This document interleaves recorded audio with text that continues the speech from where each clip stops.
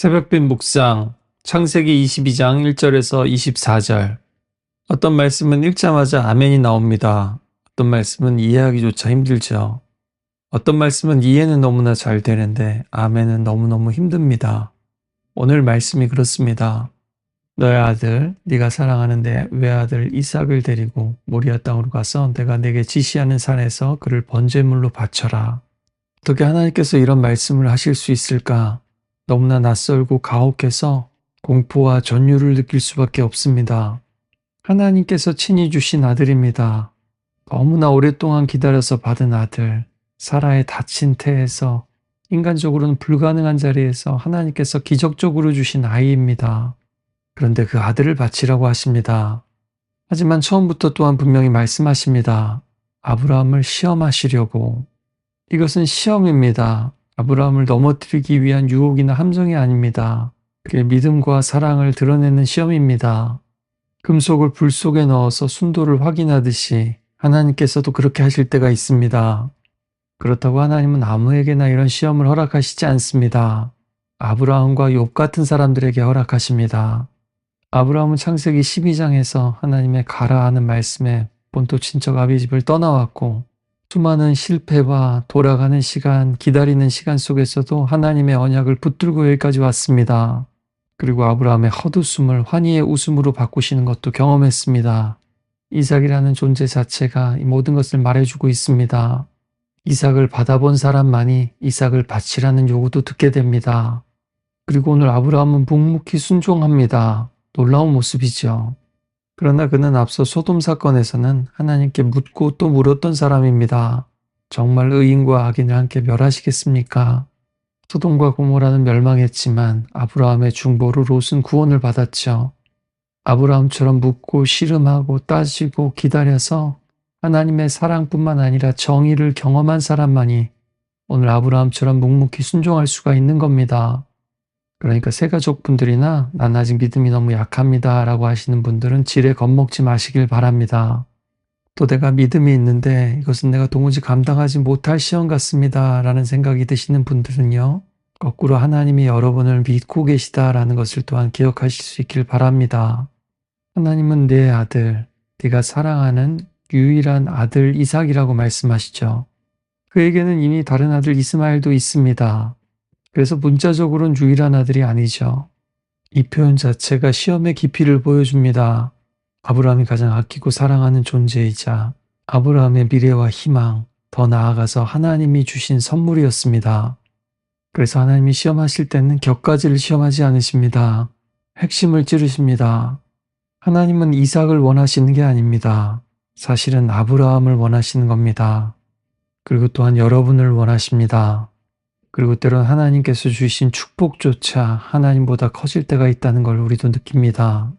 심지어는 하나님의 사역이나 사명이 하나님 자신보다도 더 중요해질 때도 있습니다. 하나님이 주신 선물들, 가족, 건강, 자리, 명예와 간증까지도 하나님보다 더 의지할 때가 있습니다. 오늘 하나님이 여러분을 시험하신다면 무엇으로 시험을 하실까요? 이런 하나님의 명령에 아브라함은 행동으로 응답합니다. 일찍 일어나서 안장을 치우고 나무를 쪼개고 종과 아들을 데리고 떠납니다. 아브라함은 이해가 되고 마음이 정리돼서 순종한 것이 아닙니다. 그렇지 않아도 너무나 말이 되지 않는 것 같아도 하나님을 신뢰하기에 순종합니다. 머릿속에 얼마나 오만 가지 생각이 들었겠습니까? 그래도 그는 계속 걸어갑니다. 사흘 길을 갑니다. 가다가 이삭이 아버지에게 묻습니다. 불과 나무는 여기 있는데 번제할 어린 양은 어디 있습니까? 아브라함이 대답합니다. 하나님이 자신을 위하여 친히 준비하실 거다. 히브리서 11장은 아브라함이 하나님께서 능히 죽은 자 가운데서라도 다시 아들을 살릴 줄 생각했다라고 합니다. 아브라함의 믿음은 단순한 체념이 아니었던 겁니다. 불가능해 보이는 상황 속에서도 다시 이삭을 주실 수 있다라는 것을 믿었습니다. 하지만 이것을 다른 누구에게도 이해시킬 수도 납득시킬 수도 없습니다. 아버지라면 당연히 사랑하는 아들을 보호해야 되니까요. 사라에게도 종 엘리에셀에게도 이삭에게도 자기가 하려는 일을 충분히 설명할 수 없었을 겁니다.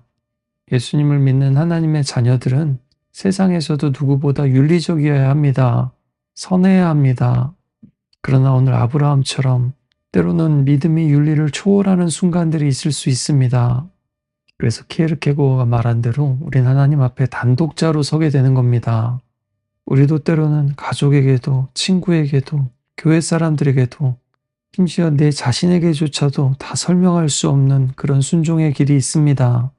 그 순간에는 도대체 사랑의 하나님께서 왜 이런 일을 허락하시는지, 또 이런 선택을 해야만 하는지, 왜 이렇게 나를 아프고 외롭게 하시는지 도무지 알 수 없을 때가 있습니다.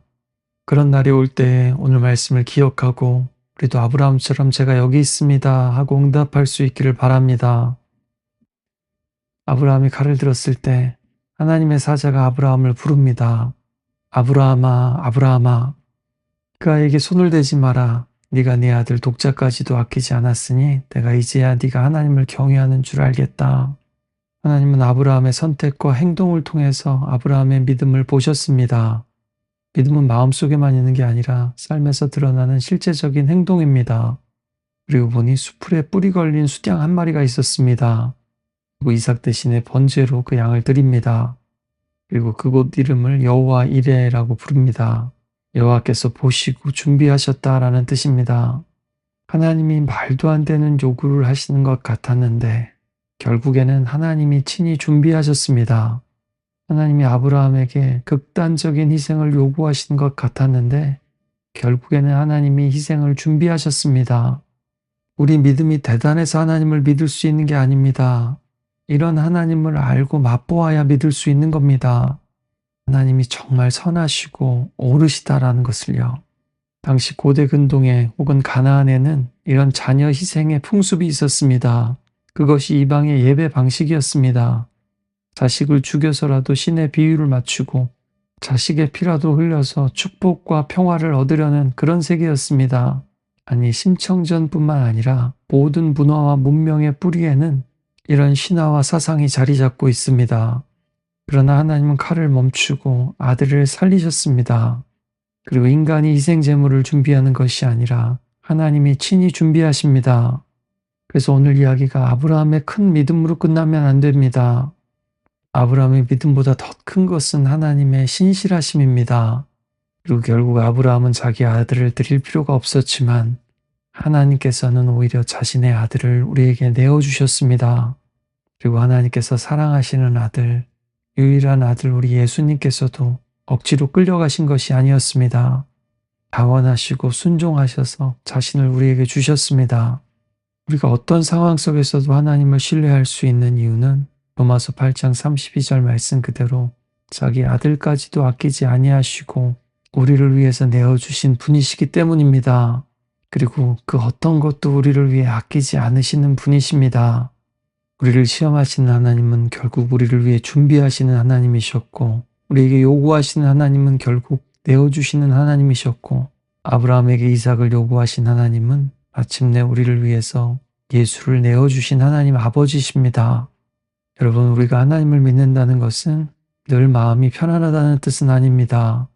때로는 하나님이 너무 멀게 느껴지고 낯설게 느껴지고 심지어 가혹하고 혹은 원수처럼 느껴지는 시간도 있습니다.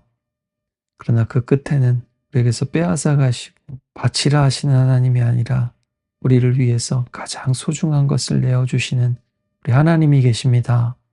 혹시 여러분에게도 내려놓지 못하는 이삭이 있습니까?